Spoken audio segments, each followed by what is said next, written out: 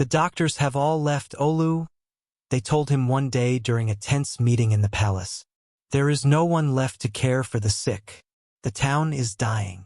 But Olu scoffed and replied them, if the people worked harder and stopped eating so much, they wouldn't fall ill. And if they paid their taxes properly, I would have the funds to repair the roads and schools. They bring this upon themselves.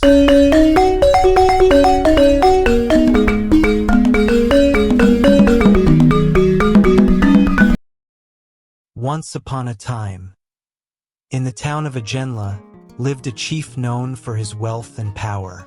Chief Olu, as he was called, was a man of immense fortune, known far and wide for the riches he had amassed.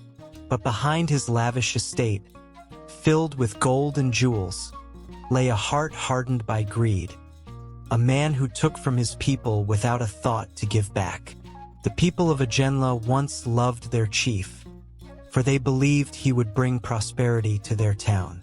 But as the years passed, the roads became riddled with potholes, the schools fell into disrepair, and the only hospital in town was on the brink of collapse. The once thriving town was now a shadow of its former self. Families left in droves, seeking better lives in neighboring towns, leaving behind empty homes and silent streets. Chief Olu, however, remained indifferent. The cries of his people fell on deaf ears. Even his advisory chiefs, who had once been close to him, began to distance themselves, though they still tried to reason with him. The doctors have all left, Olu, they told him one day during a tense meeting in the palace. There is no one left to care for the sick. The town is dying. But Olu scoffed and replied, if the people worked harder and stopped eating so much, they wouldn't fall ill. And if they paid their taxes properly, I would have the funds to repair the roads and schools. They bring this upon themselves. His words stunned the chiefs into silence. How could a man who had taken so much still demand more? The chief's closest friend, a humble man named Adissa, was perhaps the only person left who could speak freely with him. One evening, as they sat in the chief's grand hall, Adissa cautiously asked, Olu, what are you doing with all this money?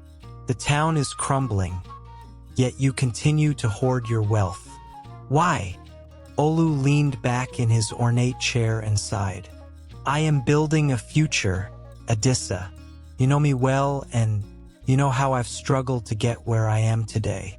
Remember my son Akin, his studying abroad, preparing to take over everything I have built. This is all for him and his children. I don't care if everyone else leaves Ajenla. As long as my legacy is secure, I have nothing to lose. Adissa stared at his friend in disbelief, realizing that the man he had once admired was lost to greed and selfishness. But he hid his thoughts, knowing that he still needed the small handouts Olu occasionally offered him. Months passed, and Ajenla grew emptier. Then, one fateful day, Olu received news that shook him to his core. His son, Akin, who had been away for over 10 years, was coming home. But the joy was short-lived. As Akin and his family made their way into Ajenla, their car lost control on the neglected, crumbling road. The accident was brutal. Akin died instantly, while his wife and young child were severely injured. When the news reached Chief Olu, he was stunned. He hadn't expected Akin to return, and certainly not in this way. Rushing to the hospital with his advisory chiefs, he hoped against hope that the news was a mistake. But when he arrived, his heart sank. His wife and grandchild lay unattended, groaning in pain. Desperately, he shouted for the doctors, but the head nurse merely shook her head. All the doctors have left, Chief Olu, she said. There is no one here to help. The few doctors who visit have all closed for the day. She said, pitying him. For the first time in his life, Olu was lost for words. His world was turning upside down and he can't do anything about it. He turned to the other chiefs, pleading, "Do something, save them." But the chiefs merely looked at him with a mix of sorrow and resignation. "There is nothing we can do, chief. No doctors left in this town. We warned you, Olu." One of them finally said, "We told you this would happen. You did nothing." Olu collapsed onto the hospital floor, tears streaming down his face. He could not bear to lose them, not after everything. His wealth, his power, none of it mattered now. He begged, pleaded with everyone around him, promising anything if they would just save his family.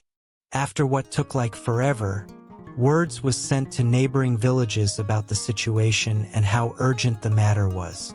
One of the few remaining doctors, who had recently moved to a nearby village, was finally called.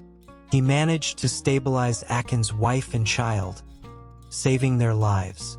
But the damage was done.